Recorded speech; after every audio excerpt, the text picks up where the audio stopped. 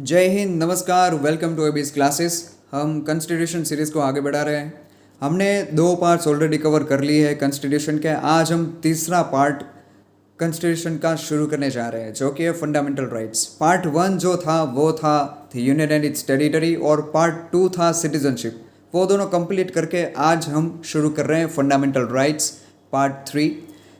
इस पार्ट के अंदर टोटल 23 आर्टिकल्स है, starting from article 12 to article 35। ये part UPSC civil services examination point of view से काफ़ी इम्पोर्टेंट है। आइए शुरू करते हैं।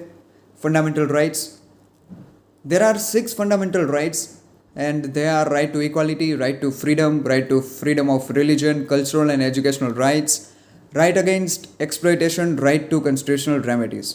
ये सारे राइट्स को हम कवर करेंगे वन बाय वन। आज हम राइट टू इक्वालिटी को शुरू कर रहे हैं, जिसके अंदर 5 आर्टिकल्स है, और वो आर्टिकल्स है article 14 talks about equality before the law, article 15 states that prohibition of discrimination on grounds of religion, race, caste, sex और place of birth, article 16 is about equality of opportunity in matters of public employment, article 17 talks about abolition of untouchability, and article 18 is about abolition of titles। ये सारे articles को हम in depth पढ़ेंगे, constitution के original document के साथ पढ़ेंगे, ताकि आपको बेटर अंडरस्टैंडिंग मिले। आज हम आर्टिकल 14 शुरू करने जा रहे हैं। आर्टिकल 14 जो है, it is about equality before the law.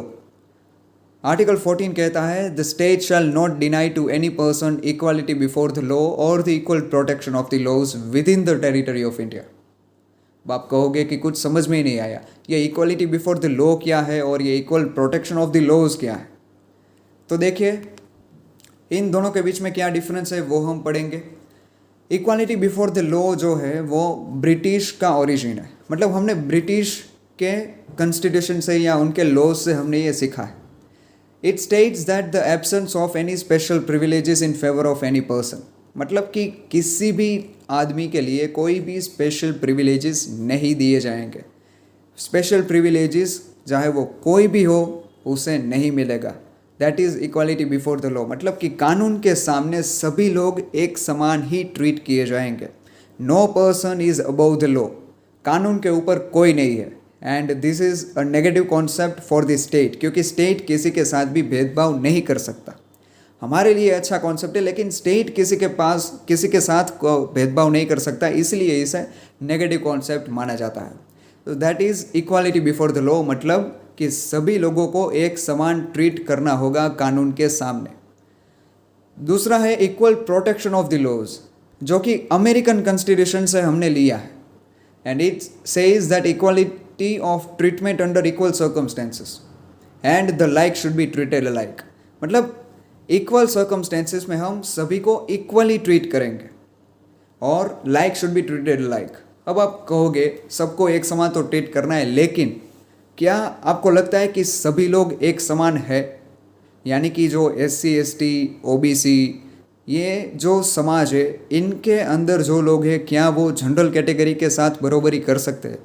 आप ही सोचिए, एक आदमी जो जनरल क्लास का है वो एग्ज़ाम देने के लिए गया है, और एक SC ST या OBC समुदाय से आता है और वो एग्ज़ाम देने के लिए गया है।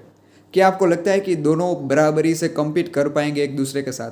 नो, डेफिनेटली आप कहोगे कि जो जनरल कैटेगरी का जो स्टूडेंट है वो बहुत अच्छा परफॉर्म करेगा इन जब हम SC ST OBC के साथ मुकाबला करेगा वो तब। तो उनको भी हमें एक स्टेज देना है, उनको हमें अपॉर्चुनिटी देनी है कि वो लोग आगे आ सके और इक्वल बन सके जनरल कैटेगरी के साथ। इसलिए हम रिजर्वेशन देते हैं और भी कई सारी सुविधाएं हम उनको देते हैं ताकि वे आगे बढ़ सकें। And this is a positive concept. तो आई होप आपको समझ में आ गया होगा इक्वालिटी बिफोर द लॉ और equal protection of the laws के का डिफरेंस क्या है। आर्टिकल 14 बस इतना ही था, और आर्टिकल 14 में इक्वालिटी बिफोर द लॉ की बात की गई थी कि लॉ के सामने सब लोग एक समान है। So it was very short article and but काफ़ी कंफ्यूजिंग था, इसलिए हमने इसे इन डेप्थ में इस तरीके से पढ़ा। आने वाले वीडियोस में हम पूरे कॉन्स्टिट्यूशन को कवर करेंगे। आने वाले वीडियोस में आर्टिकल 15, 16 सारे आर्टिकल्स को हम पढ़ेंगे। इम्पोर्टेंट करंट अफेयर्स को भी हम कवर करेंगे। जो भी इम्पोर्टेंट करंट अफेयर्स होंगे उन्हें हम धीरे धीरे कवर करने की कोशिश करते रहेंगे। So subscribe to stay updated. जय हिंद।